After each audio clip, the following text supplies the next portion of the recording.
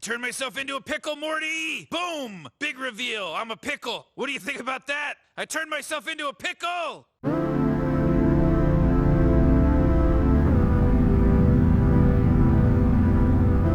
In the last decade, there have been few characters in film or television as loved or revered as Rick Sanchez.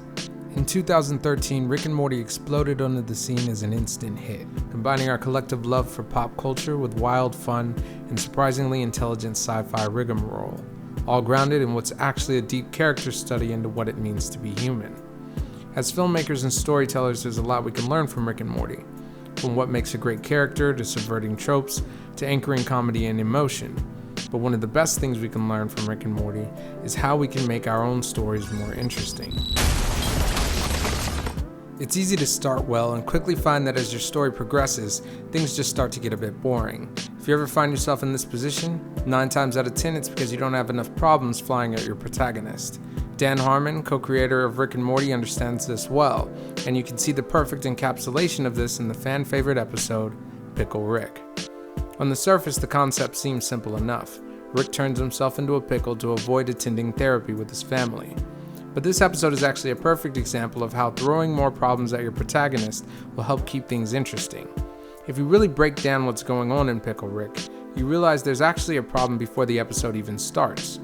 There's a family therapy session looming and Rick has to figure out a way to get out of it. Easy. If that's all that happened, it wouldn't be much of a story. But instead, Dan Harmon and the writers immediately start inundating Rick with more problems. With Morty's help, Beth quickly catches on to Rick's plot, whether or not she wants to admit to herself or anyone else that that's what's actually going on. She takes Rick's MacGuffin, the thing that will solve his immediate problem of being a pickle. Now we have a story. Okay, I may have fucked up here. Rick is stuck as a pickle, but the problems don't stop there. A cat shows up and knocks Rick off the table and out onto the driveway where he starts baking in the sun, which causes Rick to consider that this might be the way he dies. But then it starts to rain, giving Pickle Rick the sweet moisture he desperately needed. But what looks like it could be his salvation quickly becomes yet another problem as the rain washes him into the sewer. Rather than waiting around for the next thing to happen, Rick quickly starts solving the problems that are beginning to pile up. He overcomes not being able to walk by trapping and killing a cockroach and turning it into a makeshift vehicle. Then he gets attacked by rats, which he proceeds to kill with a roach rat exoskeleton he builds for himself before escaping the sewer, only to wind up in an ultra-secure compound patrolled by heavily armed guards who won't let him leave the building. This cycle of Rick coming across obstacles and then finding brilliant ways to get around those obstacles continues for almost the entire episode. He not only overcomes these obstacles, he blows our minds while doing it. It's not just important that your characters solve the problems they encounter, it's important that they find creative, satisfying solutions to those problems.